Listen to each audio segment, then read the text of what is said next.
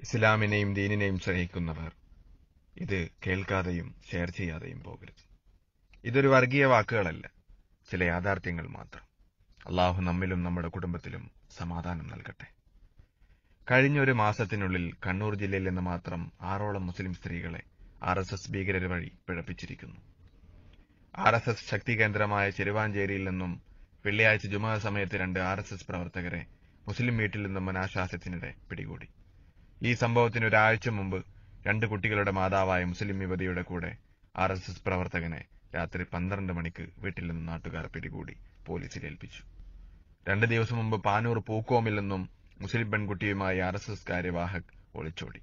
എന്നിട്ടും നിങ്ങൾ ചിന്തിക്കാത്തതെന്തേ? അടുത്തത് നമ്മുടെ വീട്ടിലേക്ക് വരാൻ കാത്തിരിക്കുകയാണോ? പണ്ടൊക്കെ ഇതൊരു ഒറ്റപ്പെട്ട സംഭവമായിരുന്നെങ്കിൽ ഈയിടെയായി തുടർച്ചയായി നമ്മുടെ സഹോദരിമാർ സ്വർണ്ണാഭരണങ്ങളും എടുത്ത് RSS പ്രവർത്തകരോടൊപ്പം ഒളിച്ചോടുന്നു. നമ്മുടെ സഹോദരിമാർ വാഹനങ്ങൾക്കും മറ്റ് ആവശ്യത്തിനും വിളിക്കുന്ന മൊബൈലുകളിലേക്ക് രാത്രി സമയങ്ങളിൽ സൗഹൃദം നടിച്ച് ഫോൺ വരുന്നു, റെക്കോർഡ് ചെയ്തു വെച്ച് ബ്ലാക്ക്മെയിൽ ചെയ്യുന്നു. മുസ്ലിം കുടുംബങ്ങളുടെ സമാധാനവും അസ്തിത്വവും തകർക്കാനുള്ള RSS അജണ്ട തിരിച്ചറിയുക. മുസ്ലിം സ്ത്രീകളെ ശാരീരികമായും സാമ്പത്തികമായും ചൂഷണം ചെയ്ത് ഇസ്ലാമിന്റെ പവിത്രതയും കുടുംബബന്ധങ്ങളും നശിപ്പിക്കാൻ ഇറങ്ങിത്തിരിച്ച RSS ക്രിമിനലുകളെ വീടിന്റെ പരിസരത്തിൽ പോലും അടുപ്പിക്കാതിരിക്കുക. വിദ്യാലയങ്ങളിലും മുസ്ലിം വീടുകളിലും മുസ്ലിങ്ങളുമായി ഏറ്റവും കൂടുതൽ സൗഹൃദത്തിൽ നിൽക്കാൻ RSS കൽപ്പിക്കുന്നു. അതുകൊണ്ട് തന്നെ ഇവരെ തിരിച്ചറിയാൻ നമ്മൾ വൈകിപ്പോകുന്നു. പരമാവധി മുസ്ലിം സ്ത്രീകളെ വഴിപിഴപ്പിക്കാൻ അവരുടെ സംഘടന ആഹ്വാനം ചെയ്യുന്നു.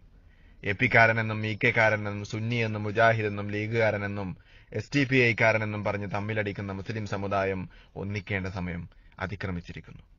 RSS പ്രവർത്തകർ നമ്മുടെ വീടുകൾ ലക്ഷ്യം വെച്ചിരിക്കുന്നു.